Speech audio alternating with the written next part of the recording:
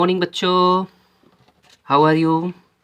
Dear student, in my last lecture of chapter number 13 surface areas and volumes, I have explained the formula series, है ना। मैंने 4 lecture बनाया था जिसमें formula 2D और 3D जितने भी जियोमेट्रिकल फिगर्स होते हैं उन सारे फिगर्स के मैंने डेरिवेशन किया फार्मूले को, ताकि आपको सारे फार्मूले तैयार हो जाए। ठीक है, बिकॉज अगर आपके पास फार्मूला रेडी रहेगा तो आप 13 चैप्टर को आराम से सॉल्व कर लेंगे, ईजिली सॉल्व कर लेंगे। बिकॉज ये जो चैप्टर है पूरा फार्मूला बेस्ड है और फार्मूला कैसे यूज़ करना है उसको मैंने बहुत अच्छे तरीके से फार्मूले के डेरिवेशन में मैंने बताया है।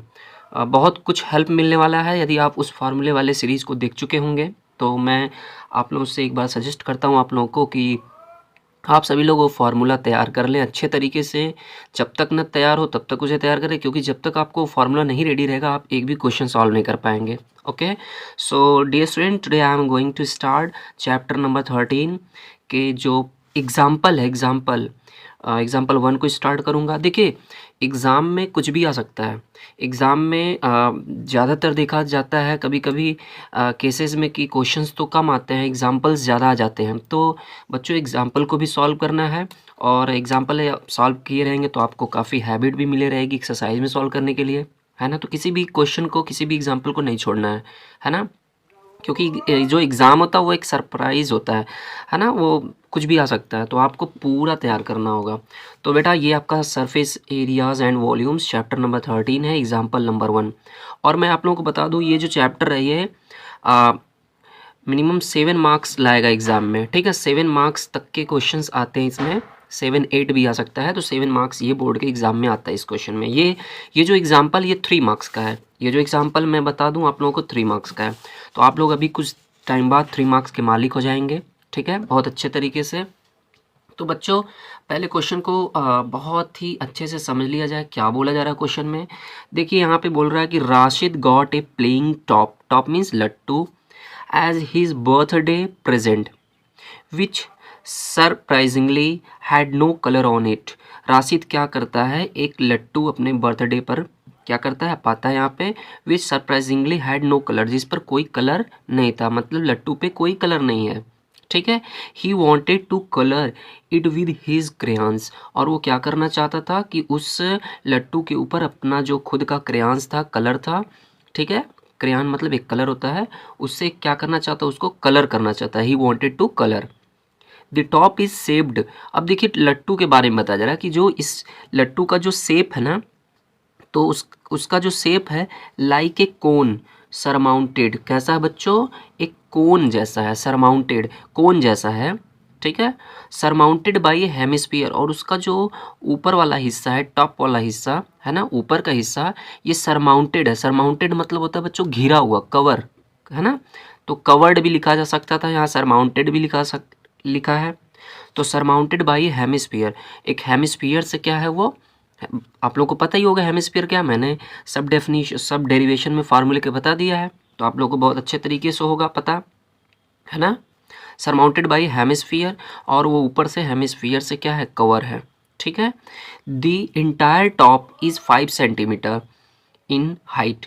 जो कह रहा है पूरा जो टॉप लट्टू है, टॉप मतलब यहाँ लट्टू से मतलब है, इज 5 सेंटीमीटर, इस लट्टू की पूरी हाइट, है ना, ये बॉटम से लेकर के इसका जो टॉप वाला पार्ट है पूरा कितना है बच्चों, 5 सेंटीमीटर। मैंने यहाँ दिखा दिया है 5 centimetre in height and the diameter of the top, और इस लट्टू का जो डायमीटर है ना, जो डायमीटर हेमिस्फेरिकल पार्ट है, तो जो हेमिस्फेरिकल और ये कोनिकल पार्ट है, इन दोनों की डायमीटर क्या है, सेम है, 3.5 सेंटीमीटर। क्लियर ना। Find the area he has to colour, है ना। वो कह रहा है कि हमें लट्टू का क्या करना है, वो एरिया पता करनी है जिस पर वो क्या करता है, कलर करता है ना, जिसको वो कलर करता है। यानी इस पूरे लट्टू को कलर करना है, ये नहीं कि हाफ पार्ट, और ये पूरे लट्टू को क्या करना बच्चों, पूरे लट्टू को यहाँ पे कलर कर देना। सपोज करो मैं यहाँ पे शेड कर दे रहा हूँ, शेडेड पार्ट, है ना। तो find the area of the whole top, पूरे लट्टू का हमें कलर करना है। क्वेश्चन तो समझ में आ गया होगा। अब देखिए बच्चों, जब इस क्वेश्चन को हम लोग सॉल्व करने जाएंगे, सोल्यूशन इसका, तो पहले आपको समझना होगा ये लट्टू है ना, इस लट्टू के पूरे पार्ट को हमें कलर करना है, यानी इसका जो पूरा सरफेस होगा, टोटल सरफेस एरिया, वो हमें लाना है। तो आप सबसे पहले ये समझो कि इस फिगर को पहले समझने का प्रयास करिए कि ये जो फिगर है ना लट्टू, ये दो फिगर को क्या किया गया है, कनेक्ट किया गया है ना। उस कॉन्टेक्ट में ला करके इसको बनाया गया। क्या क्या है इसमें आप देख सकते हो कि ये ऊपर से एक हेमिस्फीयर है, हेमिस्फीयर कुछ ऐसा होता है, ठीक है। और ये जो इसका नीचे वाला पार्ट है वो कोनिकल है, कोनिकल मतलब ऐसा कुछ है, आप देख सकते हो। अब देख सकते हैं कि ये जो पार्ट है ना, ये सर्कुलर पार्ट, ये दोनों कॉमन है ना, ये दोनों क्या है, कॉमन है, चिपका हुआ है, ठीक है। और ये यहाँ पे शिफ्ट कर दोगे तो आपको फिर से ऐसा मिल जाएगा। तो जो इसकी डायमीटर है, जो इसकी डायमीटर है वही सेम इसकी डायमीटर है ना। और ये कितनी है, 3.5 की, क्लियर है। और ये पूरी हाइट कितनी है, पूरी हाइट है 5 सेंटीमीटर। तो आप समझो कि हमें इस पूरे लट्टू का क्या लाना है, सरफेस एरिया। अब सरफेस एरिया लाना है तो कोई फार्मूला तो है नहीं कि चलो formula of the surface area of the top. क्या आप कभी सरफेस एरिया पढ़े हैं किसी टॉप का, डायरेक्टली तो ला नहीं सकते हो। किसी भी लट्टू के टोटल सरफेस एरिया का क्या कोई फार्मूला पढ़े हैं, नहीं पढ़े हैं। जब भी आप सरफेस एरिया लाएंगे इस टॉप का, तो इसकी सरफेस एरिया और इसकी सरफेस एरिया को ऐड करेंगे, है ना। इस दोनों को ऐड करेंगे तब ना आएगा। ऐसा तो है नहीं कि डायरेक्ट इसके लिए कोई फार्मूला है मार्केट में, ऐसा तो है नहीं। तो बच्चों हम लोग क्या करते हैं, हमें लाना है सरफेस एरिया इस कोन का और इस कोन का। और याद रखना ये चीज़ नहीं ऐड करना, क्यों, क्योंकि ये तो कनेक्ट हो गया, तो चिपक गया, ये तो ओवरलैप हो गया, ये ढक गया ना। तो हमें केवल इस कर्व वाले पार्ट की एरिया लानी, ऊपर वाले पार्ट की, और ये इसके साइड वाले की एरिया, जिसे हम लोग कहते हैं कर्व सरफेस एरिया, ठीक है ना। बात आई समझ में, लेटरल सरफेस एरिया या कर्व सरफेस एरिया। तो बच्चों हमें इस कोन का सरफेस एरिया लानी है, कर्व सरफेस एरिया, और इसकी एरिया लानी है। तो आप लोगों को पता है कि इसकी जब भी एरिया लाने जाओगे कर्व सरफेस एरिया, तो उसकी कर्व सरफेस एरिया का फार्मूला आपको पता ही होगा, है ना। तो फार्मूला जब आप अप्लाई करोगे तो वहाँ पे रेडियस है, केवल क्या चीज़ है बच्चों, रेडियस। और रेडियस जो होगा वो आपको पता ही है, रेडियस मिल जाएगा, 3.5 का हाफ कर दोगे डायमीटर तो उसकी रेडियस मिल जाएगी, ठीक है। तो ये रेडियस आपकी कितनी हो जाएगी, 3.5 का आप क्या कर लोगे, हाफ कर लोगे, है ना।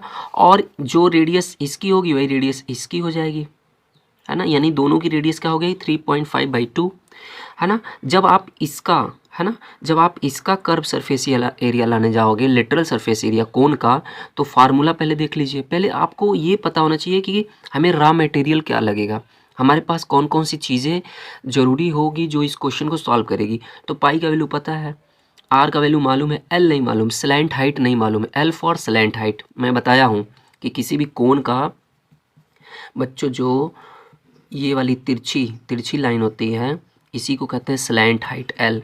और बताओ क्या आपको इस पूरे क्वेश्चन में कहीं स्लैंट हाइट दिया है कोन का, नहीं दिया है। तो first of all we have to calculate the slant height of the cone. सबसे पहले हमें क्या करना होगा बच्चों, स्लैंट हाइट लाना होगा। इस कोन का जो स्लैंट हाइट है, उस कोन की स्लैंट हाइट को पता करना होगा। अब आप समझ रहे हो कि कोन की स्लैंट हाइट आएगी कैसे, तो ये सब मैं ला दूंगा, इसको लाने का कोई प्रॉब्लम है नहीं। तो पहले आप सबसे पहले क्वेश्चन को समझने का प्रयास करो कि हमें इस क्वेश्चन को सॉल्व करना है। तो curve surface area of hemisphere लाना होगा और curve surface area of the cone लाना होगा। अब इसके लिए सब चीज़ है आपके पास। इसकी कर्व सरफेस एरिया लाने के लिए आपके पास रेडियस की बस ज़रूरत होती है, और रेडियस की कर्व सरफेस एरिया आपको पता ही है, कोई दिक्कत तो है नहीं, है ना, कोई प्रॉब्लम नहीं, प्रॉब्लम।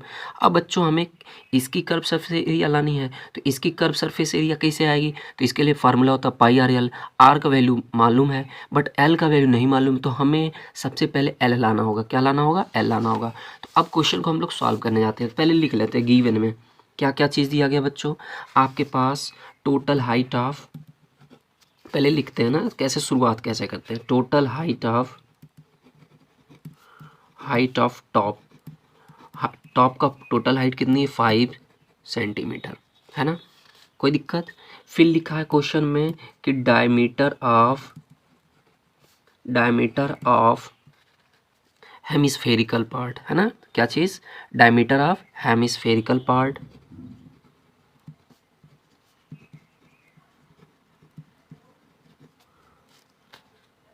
पार्ट भी लिख सकते हैं आप, इज इक्वल टू क्या चीज़ है,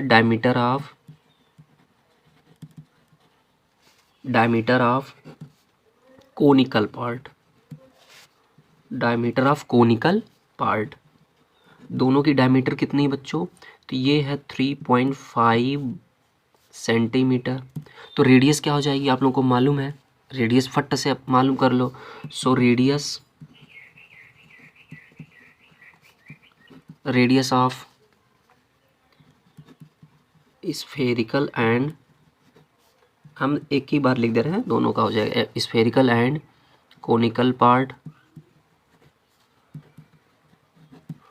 part is equal to 3.5/2 centimetre. हो गया बच्चों, कोई प्रॉब्लम नहीं? प्रॉब्लम, मुझे उम्मीद है कि आप लोगों को समझ में बिल्कुल आ गया होगा। ठीक, कोई दिक्कत नहीं ना। चलो अब हम लोग आगे बढ़ते हैं। क्या हो गया, अब ये बताओ कि कोन की हाइट कितनी हो जाएगी, कोन की height. Now height of cone है ना, ठीक है, हाइट ऑफ कोन की हाइट को हम लोग h से रिप्रेजेंट करते हैं, तो क्या हो जाएगा। अब ये बताओ, अब यहाँ पे थोड़ा समझना है कि टोटल हाइट कितनी है, 5 सेंटीमीटर। अगर मैं इतना इसमें से, देखो ये है ना, अगर ये टोटल 3.5 सेंटीमीटर है तो इसकी रेडियस क्या होगी, 3.5/2 हो जाएगी, जो यहाँ पे है। तो जो रेडियस ये है वही रेडियस, ये सब रेडियस ही है ना, ये भी रेडियस ही होगा। तो क्या मैं ये नहीं बोल सकता हूँ ये रेडियस है, किसका रेडियस, इस स्फेरिकल पार्ट का, हेमिस्फेरिकल पार्ट का। तो अगर मैं क्या करूँ, इस पूरे हाइट में से, इस 5 सेंटीमीटर हाइट में से इतना पार्ट, इस हेमिस्फीयर की जो रेडियस, इसको माइनस कर दूँ, तो क्या ये कोन की हाइट नहीं मालूम हो जाएगी, मालूम हो जाएगी, फट से मालूम हो जाएगी ना, पता है बच्चों, हो जाएगी ना। तो हम लोग क्या करते हैं, 5 माइनस 3.5/2 ऐसे माइनस कर लेंगे, तो ये हाइट ऑफ कोन आ जाएगा। और आप इसको माइनस कर लेंगे तो 5 2 ज़ा 10 माइनस 3.5/2 सेंटीमीटर, बोले तो कितना आ जाएगा बच्चों, कैलकुलेट कर लेंगे तो 3.5 है ना, 3.25 आएगा, है ना। 10 में से 3.5 माइनस करेंगे और 2 से डिवाइड करेंगे तो ये मिलेगा 3.25 सेंटीमीटर। क्लियर। अब बच्चों ये जो कोन का, ध्यान दीजिएगा, कोन का हमें क्या मिल गया, हमें लाना था L, लेकिन मालूम है जब तक आप H नहीं लाओगे, H कितना आ गया, अभी जस्ट लाया हूँ 3.25, जब तक आप H नहीं लाओगे तब तक आपको L नहीं मिलेगा, है ना। मालूम क्यों, क्योंकि जो ये कोन होता है, आप देख सकते हो, इसका नाम है राइट सर्कुलर कोन, ठीक है, मैं सब बताया हूँ फार्मूला वाले सीरीज़ में। अब बच्चों ये मिल गया आपको, H हो गया, ये R मालूम है, ये L है। आप देख सकते हो एक राइट ट्रायंगल बन रहा है कि नहीं, तो राइट ट्रायंगल बन रहा है, तो यहाँ पे हम क्या पाइथागोरस अप्लाई करके L नहीं ला सकते हैं, और मैंने लाया था। तो L लाने के लिए, so now L is equal to direct हम लोग लिख लेते हैं, पाइथागोरस थ्योरम होता है ना, hypotenuse square is equal to perpendicular square plus base square. तो यहाँ पे हाइपोटेनस L है, h square plus r square, पता ही है, या r square plus h square, जैसा भी आप बोल लो। क्लियर। अब बच्चों हम लोग वैल्यू यहाँ पे पुटअप कर लेते हैं। आर का वैल्यू क्या है, अभी जस्ट लाए थे ना हम लोग, 3.5/2, है ना। तो ये हो जाएगा 3.5/2 को होल स्क्वायर माइनस एच का वैल्यू यही आया जस्ट। अब देखो क्यों हम लाए एच, अब आप लोगों को समझ में आ गया होगा, आ गया ना। अगर ये रूट के अंदर लिखेंगे तो सेंटीमीटर स्क्वायर, और रूट के बाहर लिखेंगे तो सेंटीमीटर, ठीक है ना। अब इसको कैलकुलेट करोगे तो आपको मिल जाएगा, इसको पूरा डिटेल में सॉल्व करेंगे तो पता क्या मिलेगा, 3.5 का स्क्वायर कर लेंगे, है ना, 5 5 ज़ा 25 को 5 कैरी 2, 5 3 ज़ा 15 2 17, 3 5 ज़ा 50 को 5 कैरी 1 3 3 ज़ा 9 1 10, है ना, 5 2 2 1, ये 5 है, डेसिमल यहाँ हो गया 12.25, कितना आ गया बच्चों, 12.25 बाई, और ये 4 हो जाएगा, माइनस ये 3.25 का स्क्वायर कर लोगे तो आप 3.25 है ना, स्क्वायर कर लेंगे इसका तो क्या हो जाएगा आपके पास, 5 का मल्टीप्लाई इसमें करेंगे पहले तो ये हो जाएगा आपके पास अप्रॉक्स नहीं एग्जैक्ट 1625 मिलेगा, मैं जल्दी लिख रहा हूँ। और ये 2 का करोगे इसमें फिर से तो ये हो जाएगा 625 650 आ जाएगा, क्लियर ना। और अगर आप ये 3 से करोगे तो ये मिल जाएगा आपको 975 है ना। और ऐड कर लोगे तो 5 2 5 5 10 1 16 7 7 7 14 1 14 1 15 10 है ना। ये डेसिमल हो गया 1 2 3 4 डिजिट पर, तो ये आ गया 10.5625। ओके, मैं डिटेल में कर दे रहा हूँ है ना, डिटेल में कर दूंगा तो आप लोगों को चीज़ें समझ में आ जाएंगी। तो ये आ गया। अब क्या करना है, देखो अब यहाँ पे एक चीज़ मैं आप लोगों को जल्दी से सॉल्व करने का, जैसे यहाँ पे ऐसा कॉम्प्लिकेटेड कैलकुलेशन आ जाता है तो बच्चे डर जाते हैं, डरना नहीं है। आप क्या करो कि ये फोर्स इसमें डिवाइड कर दो, फोर्स इसको इसमें डिवाइड करेंगे तो पता क्या मिलेगा, तुरंत देखिए, तुरंत करिए फट से, 4 3 ज़ा 12, फिर 4 से 2 में डिवाइड करेंगे नहीं हुआ, 0 टाइम ले जाएंगे, और 4 6 ज़ा 24, 1 0 4 2 ज़ा है ना, और 4 4 5 ज़ा है ना, ऐसा हो जाएगा। ठीक है, देख लीजिए कितना आएगा। 4 से अगर इसमें आप डिवाइड करेंगे तो आपको एग्जैक्ट मिलेगा ना 12.25। मैं 4 से डिवाइड कर दे रहा हूँ, एक बार चेक कर लूँ। 4 3 ज़ा 12 0, ये डेसिमल यहाँ चला गया, 2 लाए 0 टाइम 2 5 4 6 ज़ा 24 1 0 4 2 ज़ा, हाँ वही आएगा। ठीक है, और माइनस 10.5625। ओके बच्चों, ये ऐसा कुछ मिला, इसको इसमें से माइनस कर लेंगे, और माइनस करेंगे तो क्या मिलेगा, पता क्या मिलेगा, मिल जाएगा आराम से आप लोगों को मिल जाएगा। अच्छा एक मिनट, मैं यहाँ पे गलती कर दिया था, यहाँ पाइथागोरस का फार्मूला में प्लस है ना, तो माइनस नहीं करना, ऐड करना।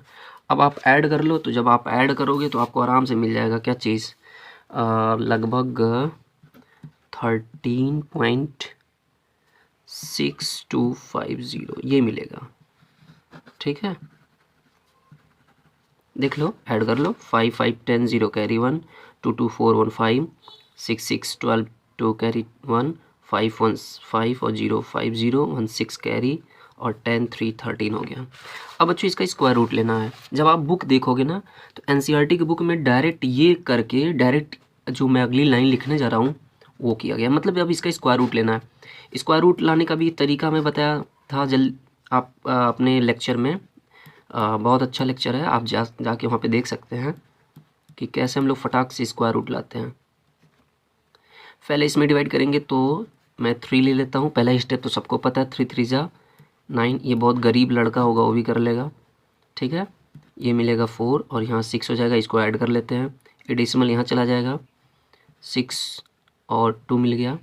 अब यहाँ से थोड़ा सा कॉम्प्लिकेटेड होता है, तो मैं बताया था कि यहाँ पे जो डिजिट हो इससे आप क्या करोगे, इसमें डिवाइड करोगे, मतलब यहाँ पे एक पूरा नहीं डिवाइड करना, एक बार डिवाइड करना, एक बार मतलब 1 टाइम नहीं, 6 1 जा ऐसा नहीं, 6 6 7 जा 42 पता है, तो 6 7 जा 42 मतलब 6 का टेबल आप 46 में करोगे तो 42 हमें लग रहा है ज़्यादा हो जाएगा, मतलब बोले तो अगर आप इतना ले लोगे तो हो सकता है ज़्यादा हो जाए। देखो 7 7 जा 49, 7 6 जा 42 42 6 मिला के 46 अधिक हो गया ना, तो आप 6 टाइम ले लोगे, और 6 टाइम ले लोगे एक कम, मैंने क्या बोला, इससे इसमें डिवाइड करेंगे, अप्रॉक्स मन में ही कैलकुलेट कर लो, 7 आएगा तो 7 रख लेंगे, अगर यहाँ 7 करता तो ये अधिक हो जाता, 6 469 आ जाता, तो मैं 6 ले रहा हूँ, 6 ले लूँगा तो आराम से आ जाएगा, 6 6 जा 36 को 6 कैरी 3 6 6 जा 36 39 है ना, ये 6 6 2 ऐड कर लेंगे, 6 6 6 1 7 हो गया।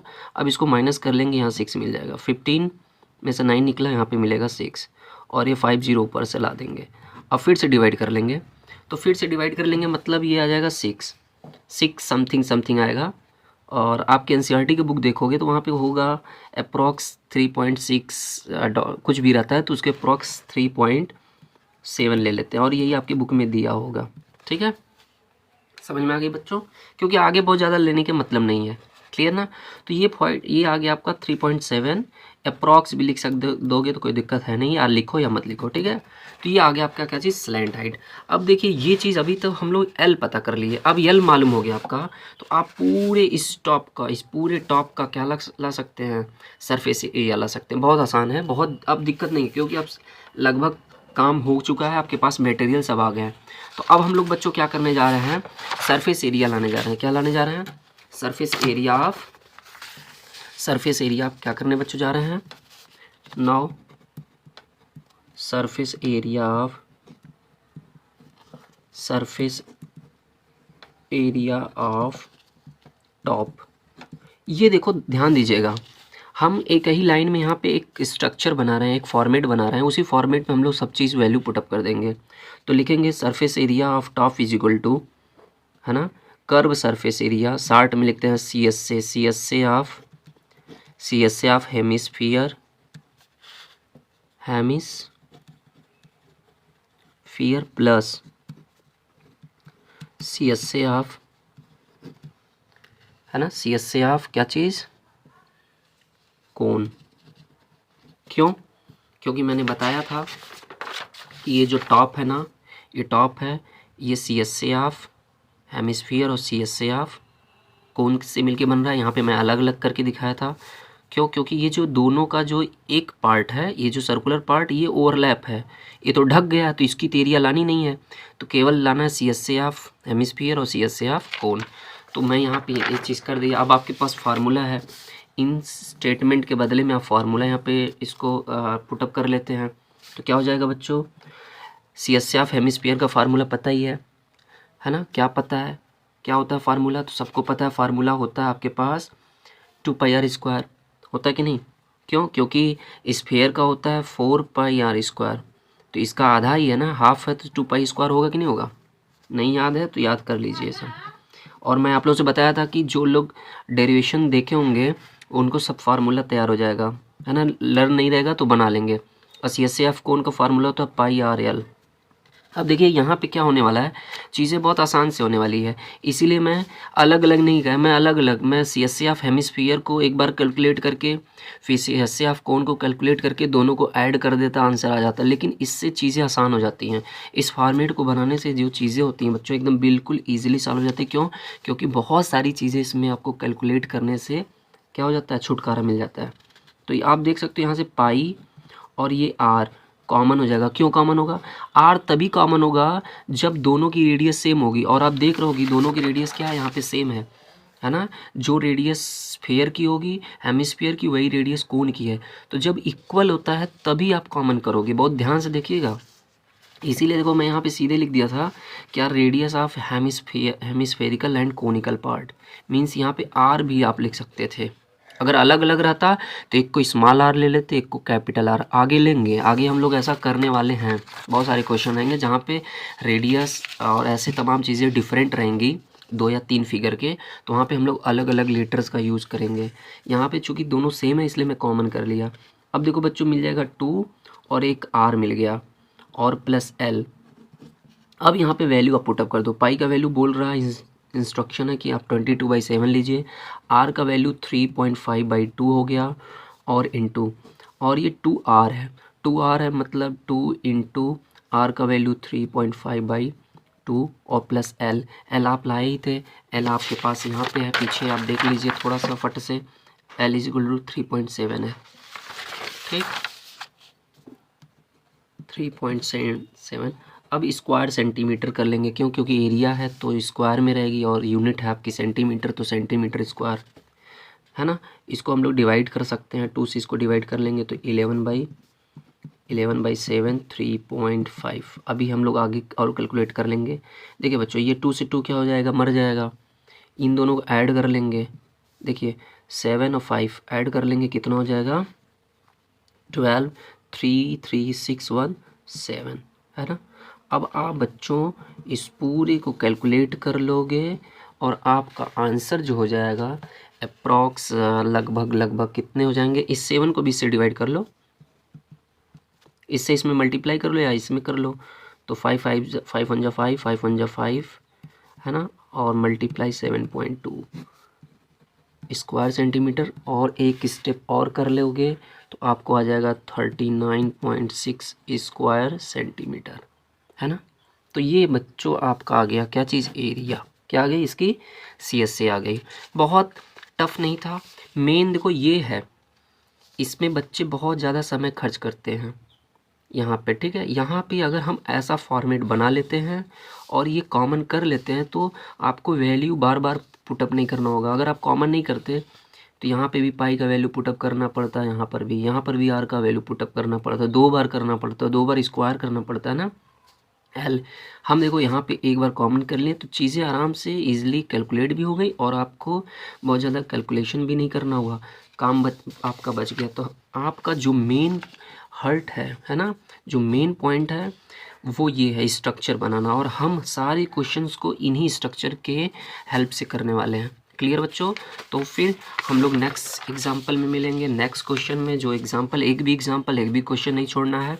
और वीडियो यदि बड़े होते हैं तो आप डरिए मत, बहुत ही पेशेंस के साथ पढ़ेंगे तभी चीज़ें आएंगी। और आप लोग को अगर नहीं कोई भी चीज़ डाउट है तो आप कमेंट करिए, आपको उसका सॉल्यूशन मिलेगा। ओके बच्चों, जय हिंद।